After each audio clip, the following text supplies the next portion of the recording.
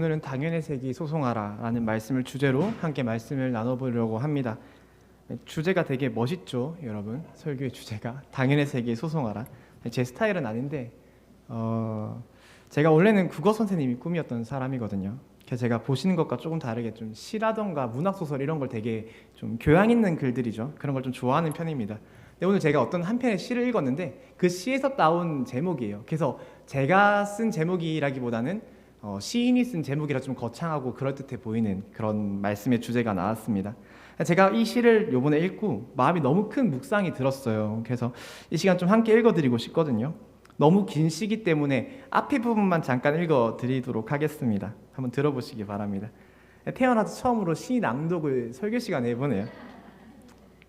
좋은 목소리가 아니라서 한번 잘 따라 읽어보시기 바랍니다. 아침에 눈을 뜨면 세계가 있다. 아침에 눈 뜨면 당연의 세계가 있다. 당연의 세계는 당연히 있다.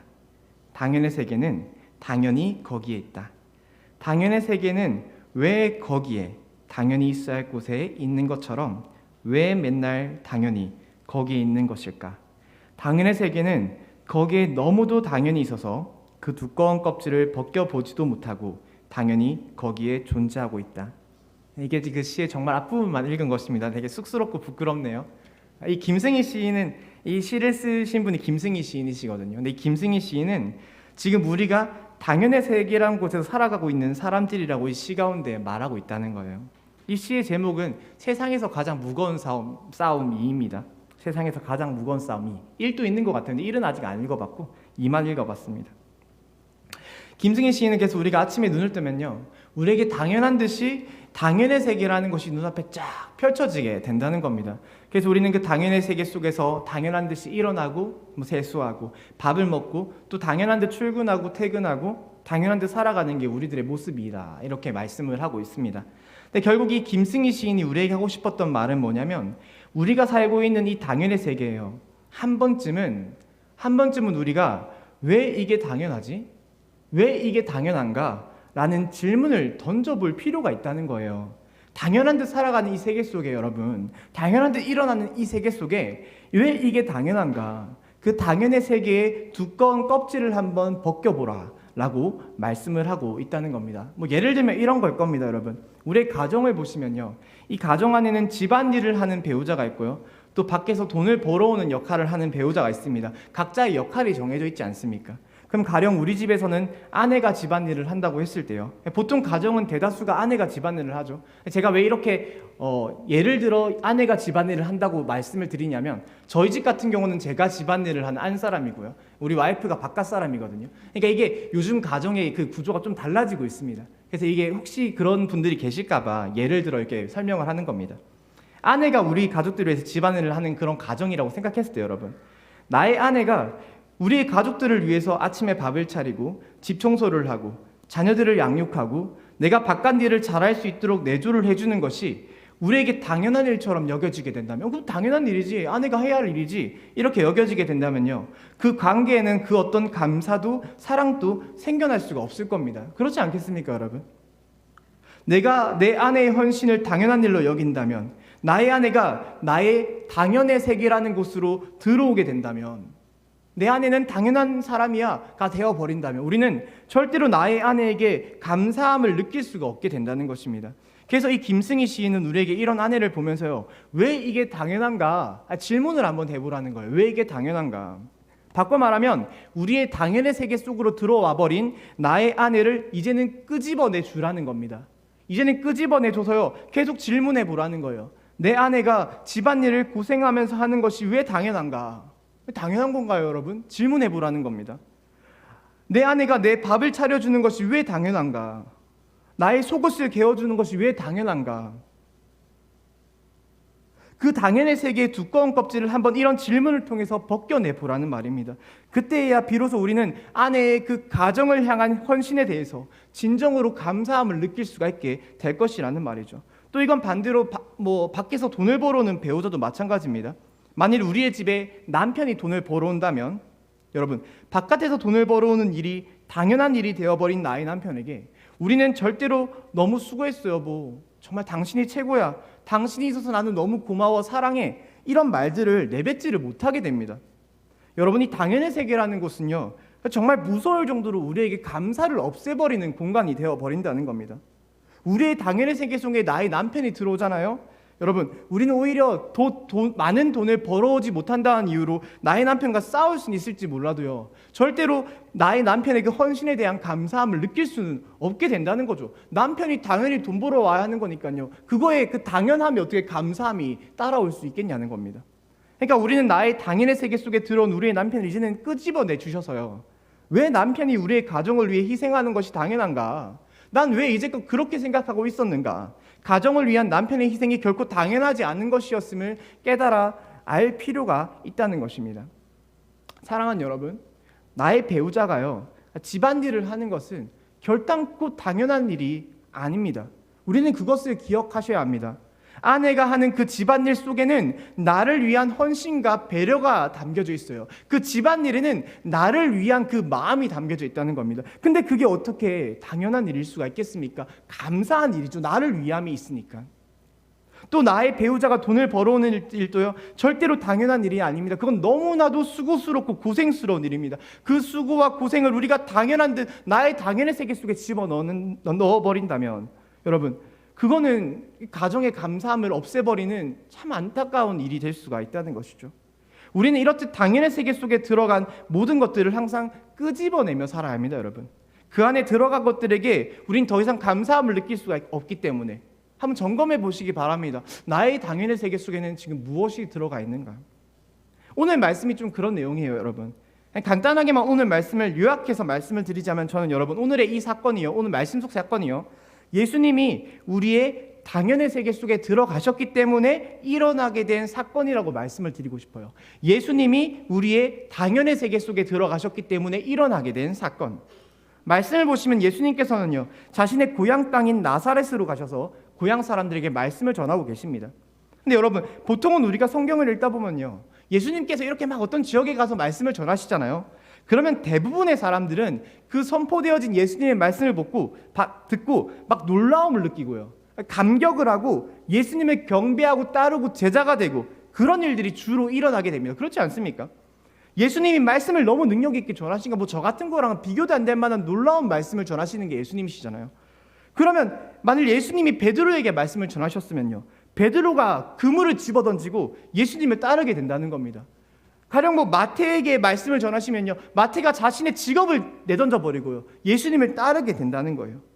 예수님의 말씀을 들은 사람들은 하나같이 다 이렇게 예수님에게로 나아갔습니다. 그 말씀에 감동을 받고.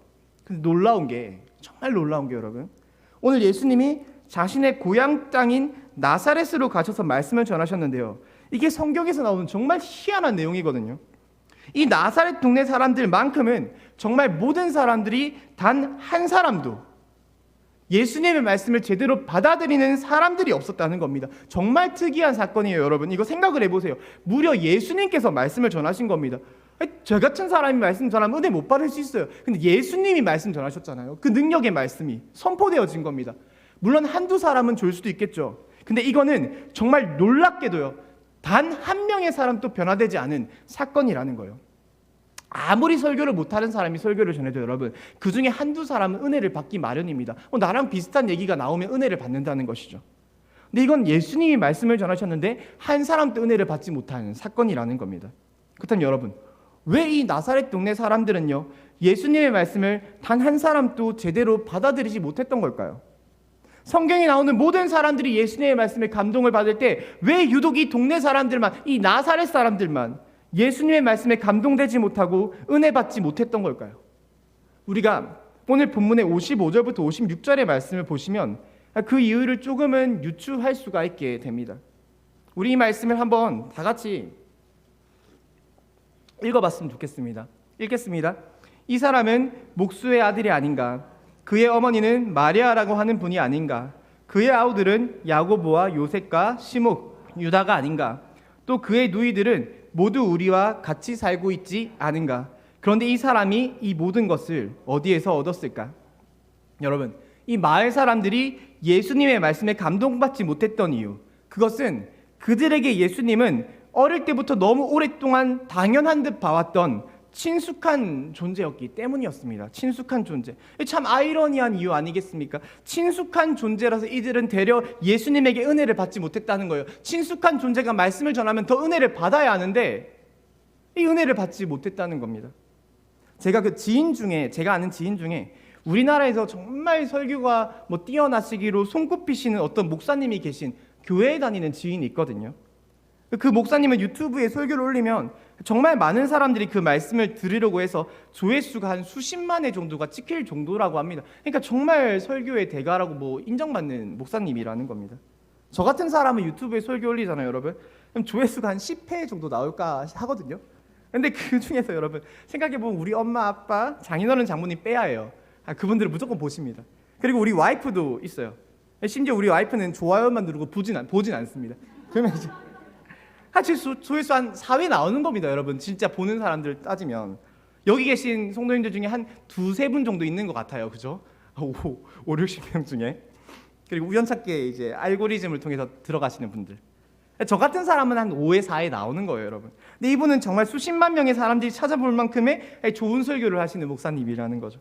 제가 한번 그 교회를 다니는 지인에게요, 우스갯소리로 이렇게 물어본 적이 있었습니다. 아니, 누구누구 성도님, 거기 교회 다니면 설교가 살벌하겠네요, 진짜. 약간 우스갯소리로 물어본 거예요. 아니, 이렇게 뛰어난 설교자의 설교를 들으면 매주 은혜 받는 거예요? 눈물이 마를 날이 없으시겠습니다? 막 얘기를 했어요. 근데 그 지인이 저에게 해준 말이 저는 아직도 잊혀지지가 않습니다. 저에게는 이 말이 너무나도 충격적이었어요. 야, 맨날 눈물 흘리시겠네요. 이렇게 말을 했는데 그 지인이 저에게 뭐라고 얘기했냐면, 근데 듣다 보면 다 거기서 거기야. 진짜 너무 충격받았습니다. 근데 듣다 보면 거기서 거기야. 처음에 갔을 때 은혜를 많이 받았대요. 매주가 막 은혜로웠대요. 근데 듣다 보니까 그 설교가 그 설교처럼 느껴졌다는 겁니다. 여러분, 이게 우리들의 사실 현실인 것 같습니다. 아무리 좋았던 설교도요, 너무 그 사람의 설교만 매주 몇 년, 몇십 년을 듣다 보면 이제 그 설교가 우리에게 너무 친숙하게 느껴져 버린다는 거죠. 바꿔 말하면 이제 그 설교에 우리가 너무 익숙해져 버린다는 겁니다. 전 이게 바로 설교가 우리의 당연의 세계 속으로 들어오는 일이라고 생각을 합니다. 설교가 우리의 당연의 세계 속으로 들어와 버리는 거예요. 그러니까 익숙해져 버리고 더 이상 감동이 느껴지지 않고 그 안에 감사가 느껴지지 않게 된다는 것이죠. 그렇게 되면 아무리 훌륭한 설교자로 평가받는 목사님의 설교도요, 다 거기서 거긴 것처럼 받아들여질 수밖에 없다는 말입니다. 아니 훌륭한 설교자를 떠나서 오늘 말씀 보시면 예수님이 말씀을 전하셨는데요, 여러분. 설교자가 문제가 아니라는 거예요. 예수님이 말씀을 전하시더라도 그 말씀에 우리는 은혜를 받지 못하게 된다는 겁니다. 이게 너무 익숙해지다 보니까, 이게 너무 당연해지다 보니까요. 오늘 나사렛 사람들은 예수님께서 말씀을 전하실 때요, 막 이렇게 수근수근 됐을 겁니다. 예수 저 사람 저거 목수의 아들 아니었어? 야, 저 예수 우리 집 옆에 그 마리아네 아들 아니야? 야, 저 예수 그 야고보, 요셉, 시몬, 유다, 야, 그 네 친구들 형이네, 형. 야, 그냥 우리 동네 사람이었네. 근데 제가 왜 우리에게 말씀을 전해? 라는 거예요, 여러분. 제가 왜 우리에게 말씀을 전해? 야, 저거 우리 집 옆에 있던 걔네, 우리 집 옆에서 마리아네 그 아들이네. 근데 제가 왜 우리를 가르치려고 들어? 그들은 되려 예수님이 너무 자신들에게 당연한 존재였기 때문에 예수님의 말씀을 제대로 받아들이지 못했다는 거예요. 그러니까 기분도 나빴던 거죠. 우리 옆집 마리아네 아들이 갑자기 3년 뒤에 돌아와서 나를 가르치려고 들어요. 사실 기분 나쁘지 않겠습니까? 난 어른인데. 갑자기 3년 뒤에 와가지고 저 옆집 애가 나를 막 훈계하는 겁니다. 그러니까 57절의 말씀 잠깐 보시면요, 여러분. 그들은 예수를 배척하는 지경에까지 이르게 된다는 거예요. 너무 기분이 나쁘니까 자신들에게 찾아오신 예수님을 배척해버린 겁니다. 여러분, 예수님이 우리에게 오시는 게 어찌 보면 얼마나 엄청난 행운이고요, 기회인지 모릅니다. 예수님이 우리에게 오시면 병든 자는 병고침을 받습니다. 죄 지은 자는 구원을 얻습니다. 그들 말씀의 은혜를 받고 그 삶이 달라질 수도 있습니다. 그 엄청난 기회와 행운이 그 나사렛 사람들에게 주어지게 된 거예요. 그런데 지금 이 시간 그들은 예수님이 너무나도 익숙했기 때문에, 그들은 예수님이 너무나도 당연했기 때문에 그 엄청난 기회를 그냥 배척해버리고 놓쳐버리게 되었다는 것이죠. 사랑하는 여러분, 우리 오늘 이 말씀을 통해서요, 마치 이 나사렛 마을의 사람들처럼 우리도 예수님을 너무 친숙한 존재로 여기고 있는 것은 아닌가 좀 살펴볼 필요가 있다고 생각을 합니다. 친숙한 존재로 여기는 거 너무 좋죠. 예수님 우리의 형제시고요, 우리의 머리 되신 분이고요, 우리의 구원자시고요. 친숙한 거 너무 좋은데요, 그냥 그런 친숙함이 아니라 너무 우리의 지금 당연의 세계 속으로 예수님이 들어와 계신 것은 아닌가.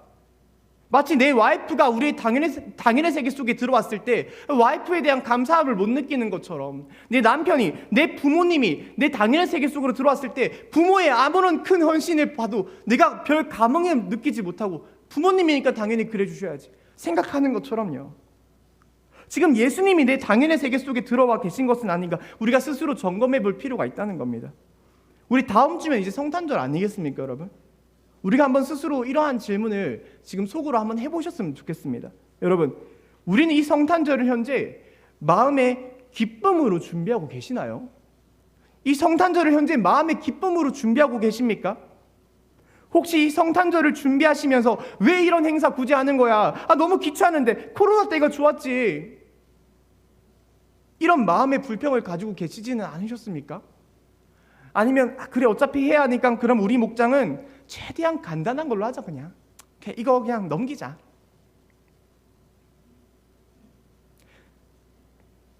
예수님은 우리를 너무 사랑하셔서 이 땅에 오셨습니다, 여러분.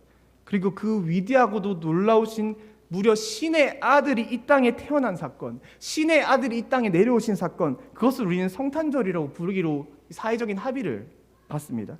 여러분, 어느 순간 이 성탄절이요, 그 놀랍고 기적 같은 성탄절이 우리에게 너무나도 익숙한 날처럼 느껴지게 되어버린 것은 아닐까요? 그 위대한 예수님의 탄생을 축하하는 그 어찌 보면 1년에 딱 한 번 있는 날이잖아요. 중요한 날. 근데 우리는 그날의 행사를 준비하면서도 벌써부터 이 마음에 귀찮음이 생겨나 버리게 된다는 거죠. 혹시 모릅니다. 여기 계신 어떤 성도님들 같은 경우는 2시에 행사를 시작하는데 그 전에 내가 얼른 집으로 도망쳐야지 생각하는 성도님들이 혹시 모릅니다. 계실 수도 있지 않습니까? 물론 여기 우리 한가족 성도님들은 마음밭이 너무 좋으시기 때문에 100% 참여하실 거라고 생각을 합니다. 근데 저기 소예배실 들어가 있는 친구도 있잖아요. 우리 청소년들. 저 아직도 악몽을 꿔요. 청소년 행사 당일날 우리 애들 한 10명만 서 있는 그 악몽을 꿉니다. 다 도망치는 거 아닌가? 그래서 어떻게 하면 쟤들을 안 도망치게 할 수 있을까? 아직까지 고민을 해요, 여러분. 이 성탄절을 준비하면서 이런 생각이 든다는 겁니다. 우리의 당연의 세계 속으로 지금 예수님의 탄생이 들어와 버린 것은 아닐까. 이젠 우리가 예수님의 탄생을 너무나도 당연한 일처럼 여겨버려서 아무런 감동도 받지 못하는 크리스찬이 되어버린 것은 아닐까. 예수님의 탄생에 그 어떤 감흥도 느끼지 못하고 예수의 탄생을 보면서 몸이 건조한 눈빛으로 그것을 바라보고 있는 그런 사람이 되어버린 것은 아닐까. 우린 스스로 질문해 볼 필요가 있다는 것입니다. 또한 여러분, 예수님은 우리를 위해서 십자가에 못 박혀 죽으셨습니다. 우리의 죄를 위해 죽기까지 하신 분이 바로 예수님이셨습니다. 근데 우리는 그런 예수님의 죽음이 이제는 너무나도 익숙해져 버린 것이죠. 너무나도 당연해져 버린 것이죠. 그래서 예수님은 우리를 위해 죽기까지 희생하셨지만 우린 예수님을 위해서 내 시간 내어놓기를 주저한다는 겁니다. 내 체력 쓰는 것을 주저한다는 거예요. 예수님은 내 것을 죽기까지 희생하시며 우리에게 구원이라는 선물을 주셨는데 우리는 지금껏 내 것을 드리는 일에 망설이고 있지는 않은가 생각해 볼 필요가 있습니다. 예수님은 우리를 위해서 모든 것을 희생하셨습니다, 여러분. 근데 우리는 예수님을 위해서요, 단 하나도 희생하지 못하는 그런 사람으로 혹시 살고 있지는 않으십니까? 사람이 죽으면 너무 오랜 시간이 지나잖아요. 그러면 시간이 지나면 지날수록 그 죽은 사람에 대한 슬픔이 조금씩 희석되어지는 것 같습니다. 사라져버리는 것 같아요. 예수님이 우리를 위해서 죽으신 지가 벌써 2000년이 지났습니다. 이제는 우리가 예수님의 죽음을 너무 당연한 죽음처럼 받아들이는 뻔뻔한 크리스찬이 되어버린 것은 아닐까 라는 생각이 듭니다. 예수님은 우리를 위해 죽으셨는데 나는 너무나도 당당하게 주님, 저는 주님을 위해서 희생하지 못합니다. 전 여행도 가야 하고요. 저 연애도 해야 해요. 저 가정도 돌봐야 하고요. 저 할 거 많아요, 주님. 목장 참여하라고요. 저 할 거 너무 많아요. 예배 빠지지 말라고요. 제가 할 게 얼마나 많은데요. 헌금 드리라고요. 제가 쓸 데가 얼마나 많은데요. 기도하라고요. 저 시간 없어요. 당당히 이렇게 손을 내밀고 주님이 머리 대신 우리의 교회의 겉면을, 이 설교의 겉면을 거절하고 있지는 않았는가 생각을 해볼 필요가 있을 것 같습니다. 전 할 게 많아요, 주님. 주님은 우리를 위해 죽으셨다고요? 그게 뭐요? 왜요? 주님의 죽음 앞에 당당해지는 겁니다. 주님이 나를 위해 죽으셨다고요? 내 모든 것을 내어놓고 희생하셨다고요? 근데 내가 왜 희생해야 하는데요? 왜 내가 내 것을 내어놓아야 해요? 당당하게 주님의 십자가 앞에서 거절의 손을 내밀고 있는 게 우리들일지도 모른다는 것이죠. 옛날에는 여러분 교회에 무슨 행사가 있으면요, 다들 회사에 연차를 내고라도 휴가를 내고라도 그 행사를 참여했던 게 우리 크리스찬들의 모습이었습니다. 그렇지 않습니까? 근데 점점 이 세대가 지날수록요, 이 세대가 조금 더 젊은 세대로 향할수록 내 연차만큼은 무조건 나를 위해서 써야 해. 절대 교회를 위해 내 연차를 쓸 수는 없어. 이게 우리들의 마음이 되는 것 같아서 너무 마음이 아플 때가 있습니다. 우리가 예수님의 죽음을 너무나도 당연한 듯 쉽게 받아들이는 것 같아서 마음이 아프다는 것이죠. 말씀을 맺겠습니다, 여러분. 오늘 우리가 함께 읽었던 세상에서 가장 무거운 싸움, 이 시를 쓰신 김승희 시인은요, 그 시의 마지막에 우리의 당연의 세계를 소송하라고 강력하게 요청하고 있습니다. 우리의 당연의 세계를 소송하라. 저는 이 시의 제목을 참 잘 지었다는 생각이 들어요. 세상에서 가장 무거운 싸움은 우리의 당연의 세계를 소송하는 일이라는 겁니다. 우리의 당연의 세계 속에 들어간 모든 것들을 하나하나 끄집어내는 그 싸움, 그게 세상에서 가장 힘들고도 어려운 싸움이라는 것이죠. 사랑하는 여러분, 전 우리가 우리의 당연의 세계 속으로 들어와 계신 예수님을 이제는 좀 끄집어낼 수 있는 우리가 될 수 있었으면 좋겠습니다. 그 세상에서 가장 무거운 싸움을 실천할 수 있는 우리 한가족 성도님들이 되시기를 바랍니다. 당연의 세계라는 것은 정말 무서울 정도로 우리에게 감사를 없애버리는 세계입니다. 그곳에 우리의 아내가 들어간다면요, 우린 아내에 대한 감사의 마음을 가지지 못하고요, 그곳에 우리의 남편이 있다면 우린 남편을 거들떠도 보지 못하게 됩니다.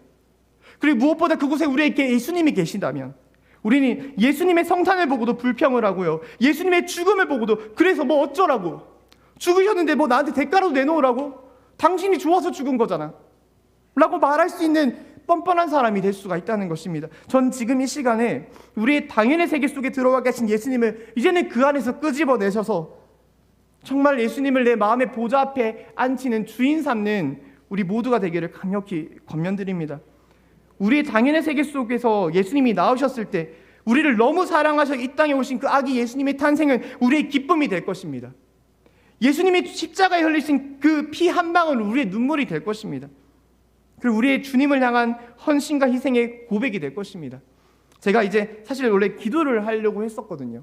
이게 미리 짜져 있는 것은 아닌데 정말 죄송한데 부탁드리고 싶은 게 한 게 있습니다. 우리 찬양팀들 조금만 나오셔서 우리 내가 주인 삼은 아까 너무 찬양 좋아서 정말 죄송합니다. 한 번만 인도해 주시면 안 되겠습니까? 사실 제가 와이프한테 여보 내가 말씀 맺겠습니다 하면 와서 기도 반주해야 해라고 말을 해놨고 앉아 있는 건데요. 좀만 미안해, 좀만 앉아 있으세요. 이 내가 주인 삼아 한번 찬양해 주시고요. 그리고 이제 계세요. 예. 하영 쌤이 계속 그 반주 깔아 주시면 제가 기도 제목하고 또 같이 기도하는 시간을 가졌으면 좋겠습니다.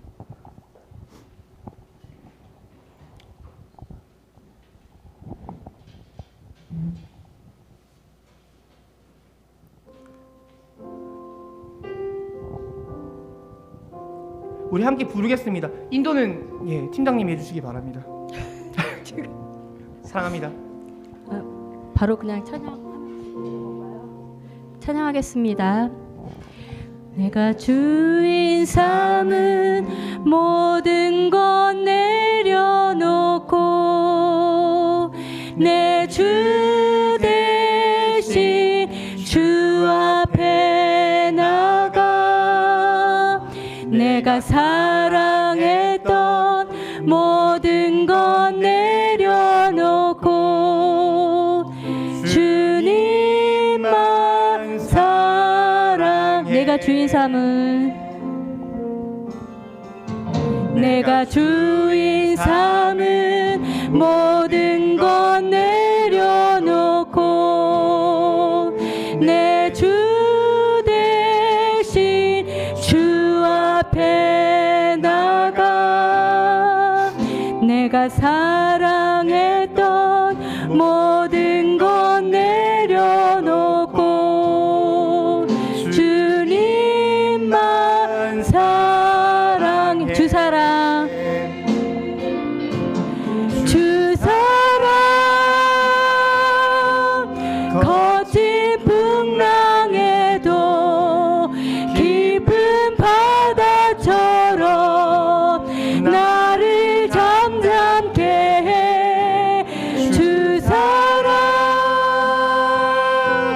내 영혼의 반석 그 사랑 위에서 주사랑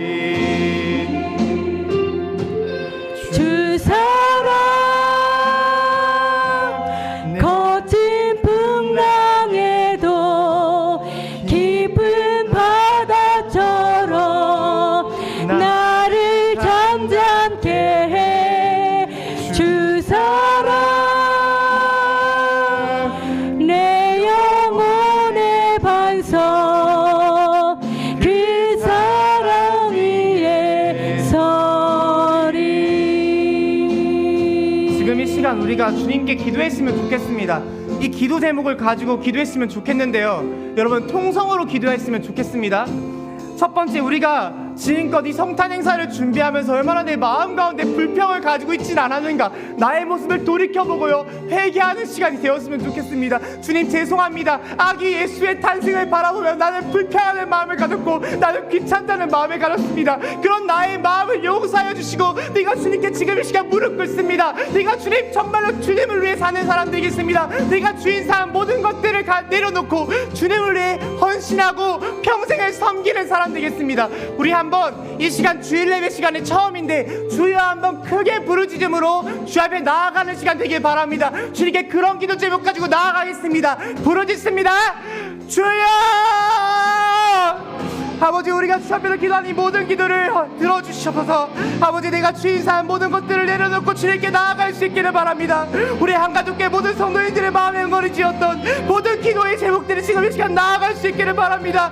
주님, 우리가 내뱉을 수 있게 허락하여 주시고 주님, 우리가 고백할 수 있게 허락하여 주셔서 우리가 성탄을 귀찮은 마음으로서 준비하고 있음을 회개합니다. 우리가 주님의 탄생을 몸이 건조한 눈빛으로 보고 있었음을 회개합니다. 주님, 우리의 죄를 용서하여 주시옵소서. 주여, 우리의 죄를 고백합니다. 용서하여 주시옵소서. 주여, 이 성탄이 정말 기쁨의 성탄으로 들어줄 수 있기를 바랍니다. 주여, 우리의 기도를 들어주시옵소서. 다음 주에 그 성탄 행사가 주님에게 정말 기쁨으로 드려지는 성탄 예배가 될 수 있기를 바랍니다. 주여, 우리의 기도를 들어주시옵소서.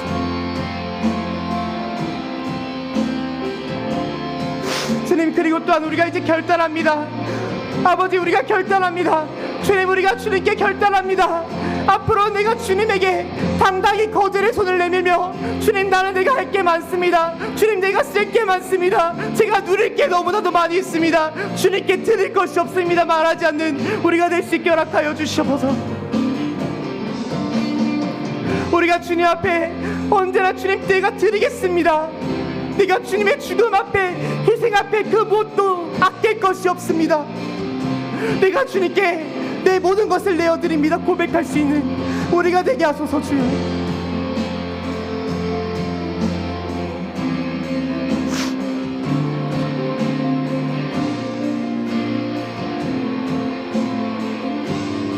주여 도와주시옵소서. 주여 도와주시옵소서. 주여, 우리의 기도를 들어주시옵소서. 주여, 이 시간 역사하여 주시고 우리가 정말 예수께로 나아가는 우리가 될 수 있게 허락하여 주시옵소서. 우리의 당연의 세계 속에 예수를 끄집어내고 나의 마음의 보좌의 주인으로서, 참된 나의 마음의 보좌의 주인으로서 모시고 섬길 수 있는 우리가 될 수 있게 허락하소서. 이 한가족 교회가, 이 한가족 교회에 있는 모든 성도들이 예수께로 나아갈 수 있는 우리가 될 수 있기를 바랍니다. 예수의 죽음을, 예수의 부활을, 예수의 탄생을 몸이 건조한 눈빛으로 당연한 듯 쳐다본 우리가 되지 않기를 바랍니다.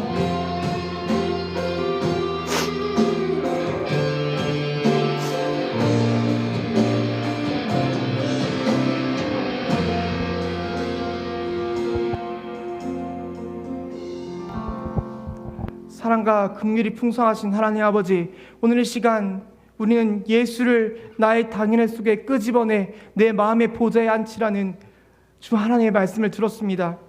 주님, 우린 이제껏 주의 탄생을 보고도 당연한 일이지 그 어떤 감격도 하지 못하고 살아왔음을 회개합니다. 주님, 우린 주 예수 그리스도의 못 박히신 십자가를 보고도 눈물을 흘리지 못하고 그거 당연한 일이지라고 자주적인 목소리로 고백했음을 회개합니다. 주님, 이 시간 우리가 주 앞에서 고백합니다. 이제는 주님 앞에 거절의 손바닥을 내밀고, 주님, 내가 할 게 많습니다. 내가 드릴 게 없습니다. 내가 쓸 게 많습니다. 말하지 않고 오직 주님께 내 모든 것을 드립니다. 내가 주인 삼은 모든 것 내려놓고 주님께 나아갑니다. 고백하는 우리 모든 한가족교회 성도님들 될 수 있게 허락하여 주시옵소서. 감사드립니다. 이 모든 말씀 응답해 주실 것을 믿사오며 우리 구주 예수님의 이름으로 기도드렸습니다. 아멘.